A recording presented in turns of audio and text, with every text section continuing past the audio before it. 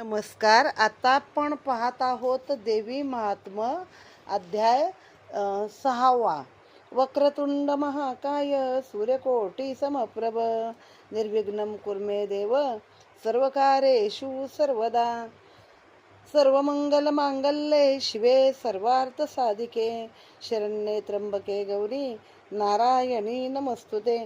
या देवी सर्वभूतेषु स्वदा रूपेण संस्थिता नमस्तस्ये नमस्तस्ये नमस्तस्ये नमो नमः. श्री गणेशाय नमः. श्री देवे नमः. मेधा म्हणे सुरतासी मार्कंडेय सांगे शिष्याशी सूत सांगे शौनकासी पुढील कथा श्रवण करा.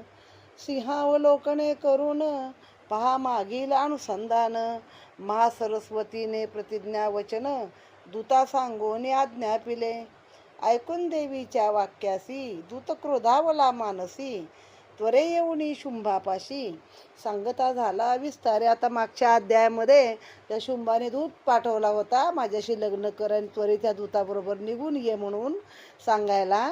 तेव्हा देवीने गोड शब्दात सांगितलं की मला सगळं मान्य आहे पण मला काही हे माहीत नव्हतं आधी, त्यामुळं मी अज्ञानपणे एक पण केला आहे की युद्धात मला जो हरवेल त्याच्याशीच मी लग्न करेन.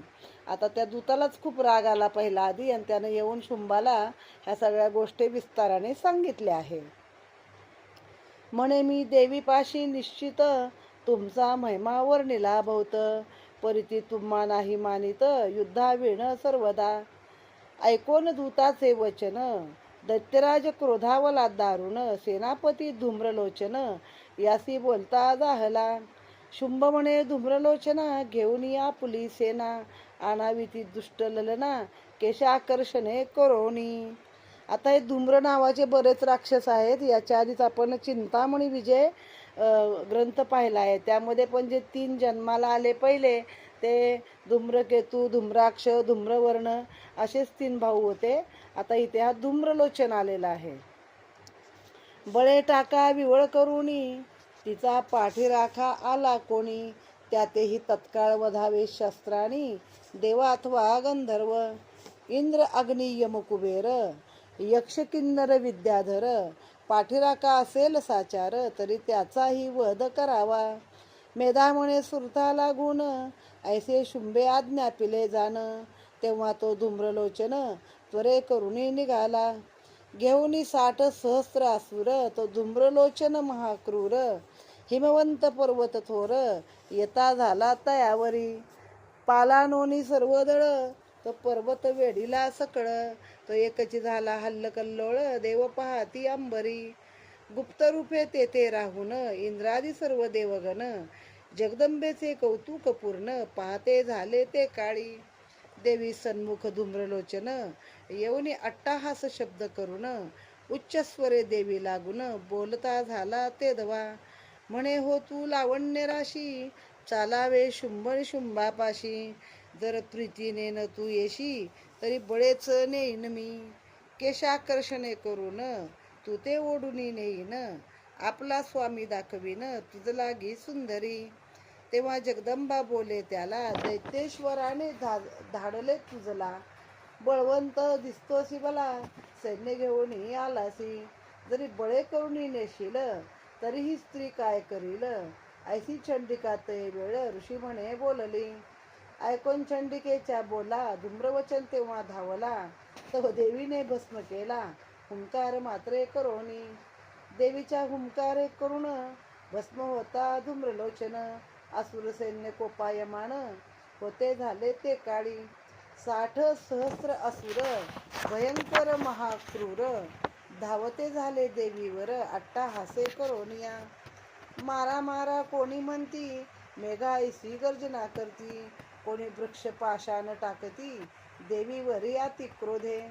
शस्त्रे टाकीते झाले बहुत देवीवरी असुर धावत यावरी चंडिका काय करीत क्रोध पाहून ते काळी.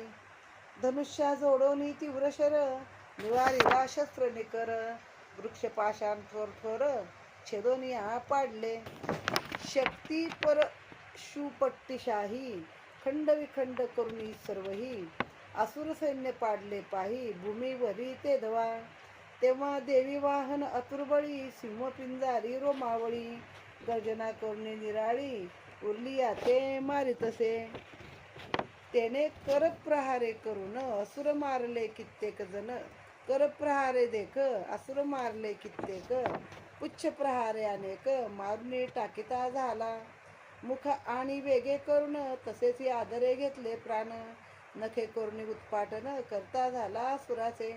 मारुनी तल प्रहरासी छेदता होय असुर शिरासी, छिन्न विचिन्न अवयवासी करुणी रक्त प्राशितसे. ऐसे सिंहाचे महाबळ क्षया गेले असुर सकळ, ते श्रवण करून तात्काळ शुंभ कोपाते पावला. देवीने वदिला धूम्रलोचन केवळ हुंकार मात्रे करून, टाकले सर्व सैन्य मारून एकही क्षण न लागता. ऐसे शुंभ निशुंभी ऐकूनी क्रोधे संतप्त झाले मनी, रागे ओष्टपुटे चावूनी विचार करते झाले. चंडमुंड महाअसुर त्या ते आज्ञापी शुंभासुर, तुम्ही सैन्य घेऊन अपार सिद्ध व्हावे आताची.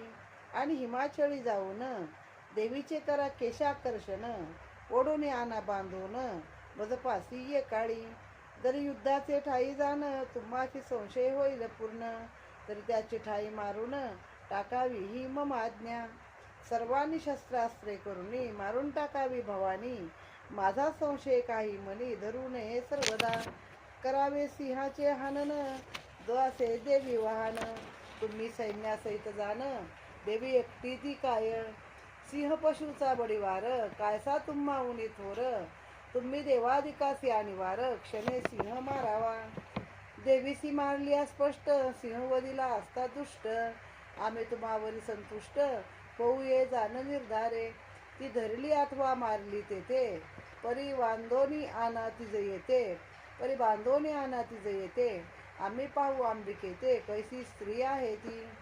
धूम्रलोचन महावीर हुंकारे जिने सत्वर, मारला सत्वर तिचा कैसा देह दुर्धर, पाहू आम्ही कौतुके. श्रोती व्हावे सावधान आता पुढील अध्यायी जाण, चंडमुंडांचे हनन तुम्हा सांगेन निर्धारे. श्लोकाचा अर्थ येथे वर्णिला यथार्थ, श्रवण करता होय स्वार्थ सर्व पुरुषार्थ साधती. तैसेची भावे पठन करता सर्व सिद्धी होय तत्वता, अंती पावे सायुज्यता त्यासी संशय नसे पै. हे महासरस्वतीचे आख्यान सुरथा सांगे मेधा ब्राह्मण, तिच कथा ही देवी आपण राममुखे निरूपी.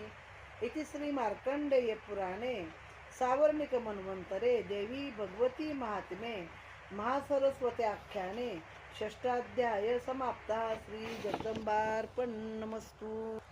आता या अध्यायामध्ये धूम्रलोचनाचा वध आहे. जेव्हा देवीचा निरोप ऐकला तेव्हा ते राक्षस खवळले आणि त्याने धूम्रलोचन नावाच्या त्यांच्या एका मोठ्या सैनिकाला सेनापतीला पाठवून दिलं देवीशी लढाई करण्यासाठी. त्याच्याबरोबर 60,000 सैन्य दिलं. आता तो गेला तिकडं घेऊन, त्यानं हिमालयाला हिमपर्वताला मोठा वेढा घातला, देवीसमोर गेला आणि देवीला म्हणला मला शुंभांनी पाठवलेलं आहे, तर तू एवढी दिसायला सुंदर आहेस तर का ऐकत नाहीस. जर तू प्रीतीनं स्वतःहून नाही आलीस तर तुझ्या केसाला धरून तुला ओढून नेईन. तेव्हा ती त्याला म्हणते बाबा तू आलाच आहेस लढायला, शिवाय एवढं सैन्य घेऊन आलायस तर मी एकटी स्त्री काय करणार, बघ तुला काय करायचं तसं कर. एवढं म्हणाली आणि तो धावला तिच्या अंगावरती. तर देवीनं फक्त एक हुंकार काढला आणि त्या एका हुंकारामध्येच त्याला भस्म केला. मग त्यावर ते 60,000 राक्षस खवळले, सगळे देवीच्या अंगावर धावले. कोणी वृक्ष टाकतंय, कोणी पाषाण टाकतंय, अस्त्र शस्त्र सगळं काही टाकत होते. आता देवीचं वाहनच तसं सिंह आहे ना, तर ते पण पुष्कळ लढला देवीबरोबरच. त्याने आपल्या नखानी, आपल्या शेपटीनी, आपल्या आयाळीनी, दातानी ओरबाडून चावून मारून शेपटीने आपटून असं करून त्याने पण अनेक राक्षस मारून टाकलेले आहेत की अगदी तिथं कोणी राहिलेच नाही. आणि उरलेले राक्षस मात्र पळत पळत त्याला सांगायला गेले की ह्याला असं मारून टाकलंय. शक्ती परशु पट्टी सगळं काय खंडविखंड करून टाकलं देवीने आणि सिंहाने. दोघंही महाबळी आहेत. मग गेले पळाले बाकीचे. आणि खरी गोष्ट सांगितल्यावर पुन्हा त्या राक्षसांना खूप राग आला शुंभांना. मग त्याने काय केलं, आपलं चंडमुंड, ज्या चंडामुंडांनीच जाऊन ही आग लावली आहे की एवढं महान तेजस्वी असं जे रत्न आहे ते तुमच्याकडं पाहिजे, म्हणून त्या चंडमुंडालाच आता लढाईला पाठवलं आहे. आणि त्यानं सांगितले की एक तर तिला धरून आणा, आणि नाही ऐकत तर तिला तुम्ही ठाई मारलीत तरी चालेल, मारून टाका तिला आणि तिचा सिंह. अरे ते सिंह म्हणजे काय, शेवटी म्हणे जनावरच आहे, त्याचा कशाला एवढा बडीवार करायचा, त्यापेक्षा तुम्ही राक्षस त्यांना भारी आहात, मारून टाका दोघांनाही. फक्त तिचा देह इथं बंधन करून घेऊनच या, बांधून, जिवंत नाही तर मृत. कशासाठी, तर जिने एका हुंकारामध्ये त्या धूम्रलोचनाला मारलेलं आहे, त्या महावीराला, तर ती कशी आहे आम्हाला बघायची आहे, म्हणून तिला इथं घेऊन या असं सांगितलं आहे. आणि आता पुढील अध्यायामध्ये चंडमुंडांचं हनन पराभव आहे, तो अध्याय आपण पुढे पाहूया. इथे हा देवी महात्म्यातला 6वा अध्याय समाप्त. नमो देवे महादेवे शिवे सर्वार्थ साधिके शरण्ये त्र्यंबके गौरी नारायणी नमस्तुते. नमो देवे महादेवे शिवाय सतत नमा. नमो प्रकृती भद्राये प्रणता नियता स्मतां देवी माते की जय.